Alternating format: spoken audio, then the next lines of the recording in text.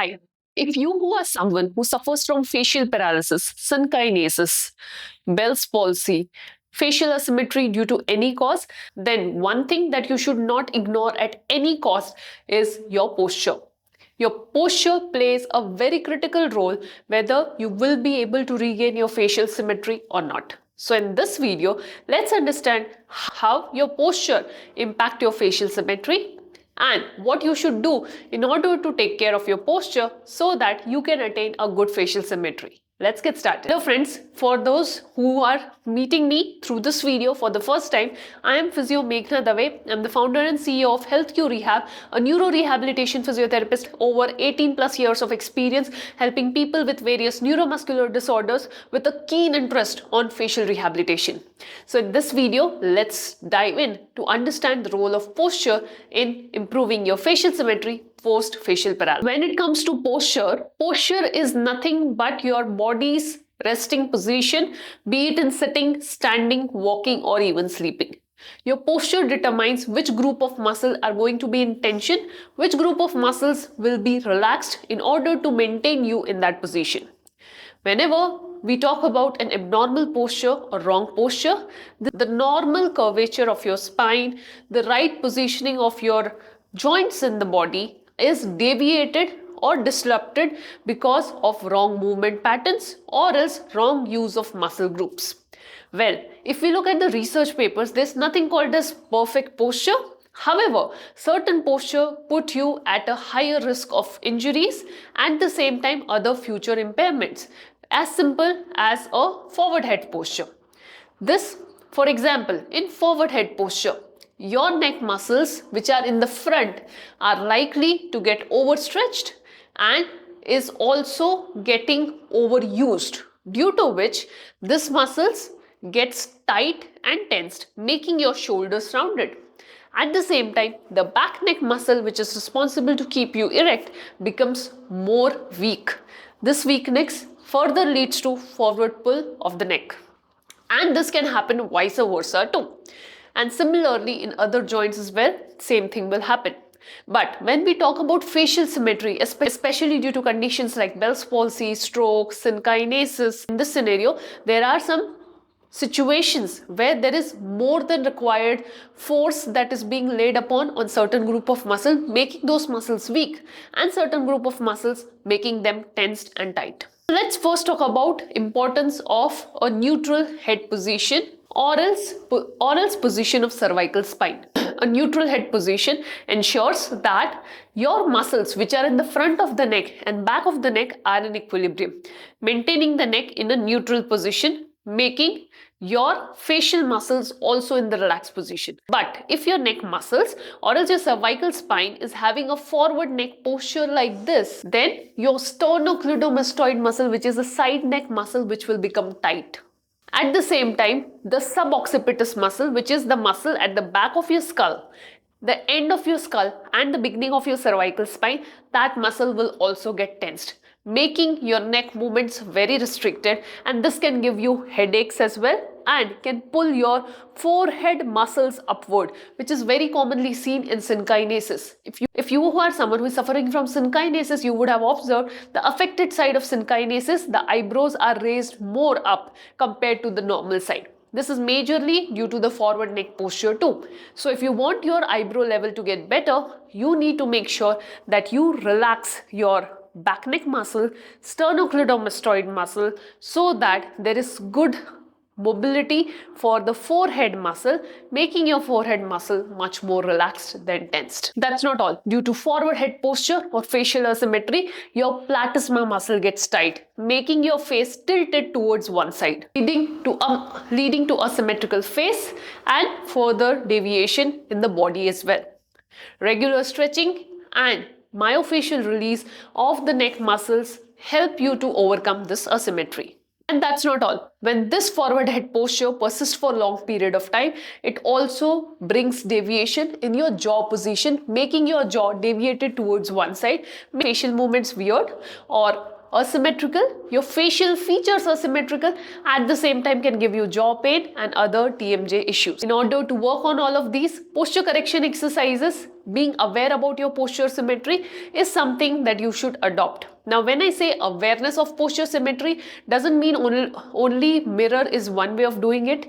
How you feel your posture is also very important. So, take frequent breaks throughout the day, keep your eyes closed, and just try to scan through your body and try to realize how symmetrical you feel related to your body. The next is the muscular imbalance around the chest region.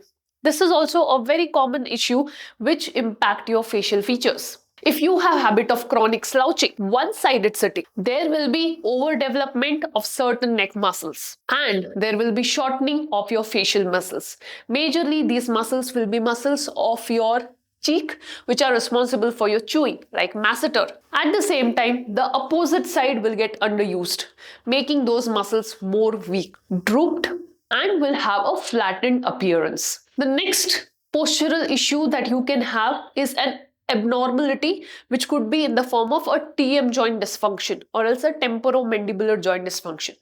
Now, this abnormality could be due to some pathology or else habitual.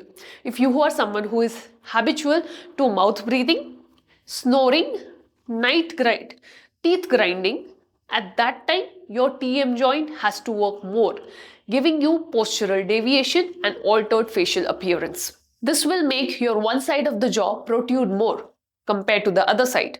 The one side of the jaw will descend further than the normal side and will influence your chewing pattern too. So, if you want to work on your TM joint dysfunction, first diagnosis is the key. So, make sure that you see a dentist, at the same time a TMJ specialist physiotherapist who can help you to find out the imbalances that are present in your TM joint, right recommendation. Having said that, constantly work on avoiding the habit of teeth grinding, mouth breathing. At the same time, don't over chew only from one side of the mouth. Try to develop this habit of chewing on equal both sides, at the same time chewing from the front side of the teeth as well. This will make sure that your TM joint is used equally on both the sides, avoiding the issue of development of TM joint one side more over other. Now it's time to move on and understand what is the role of your spine position in your facial symmetry. Your spinal alignment is very critical when it comes to your facial symmetry as well.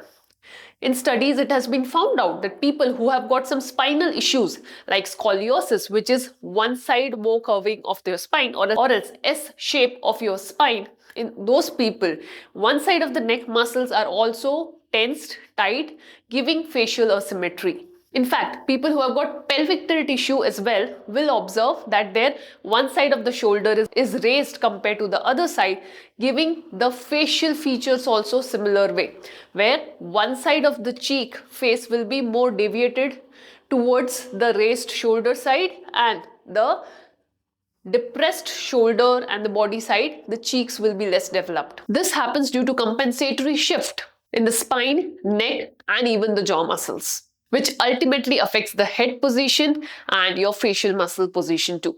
And last but not the least is some habitual use. We have observed that people have over a period of time developed different postural habits. For example, take the commonest habit that people have these days, and that is use of cell phone, where they're constantly leaning downward with a slouched posture. Now this when happens, this also creates a state of asymmetry where one group of muscle gets overly used and the other group of muscles get underused, giving you the symptoms of facial asymmetry. But this is just one example. Other habits do exist, like leaning on one side of the hand while sitting, or else sleeping only on one side, always chewing from one side, carrying bag on one side of the shoulder, or else using phone like this. In all of these scenarios, your one side of the body will be overused, giving you the sense of facial asymmetry. The best solution is to break those habits and start adopting a neutral position. The best way to adapt that is whenever you can remember, develop this habit of standing erect, keeping some give distance between the leg, and shift your body weight and just try to come in a resting neutral position. Close your eyes and observe, and thus your body feel neutral or deviated. If so, then just try to consciously correct it, be in that position and then come back. Along with that, a regular workout where you work on strength training helps you to develop the weak muscles. At the same time, a stretching protocol helps you to reduce the tightness from the shortened muscles. When you incorporate these lifestyle practices into your day-to-day routine, you will observe that your facial features will also get better and you will overcome the facial asymmetry. The good news is the facial asymmetry, which is due to posture, is reversible. If you have facial paralysis, synkinesis, stroke, etc., yes, there is a component of facial asymmetry that is because of the problem itself. But at least this 20 to 30% of the facial asymmetry that you will have would be because of your posture. So if you correct or work on your posture correction, you would be able to achieve a 30% of improvement on your facial features. So make sure to have an exercise first approach. Take these exercises under the supervision of an experienced therapist. Don't just do any kind of random exercises. Make sure to work on your posture retraining, focus on working on your orofacial myofunctional therapy, and ensure practicing jaw-based exercises in case you have jaw-based symmetrical issues.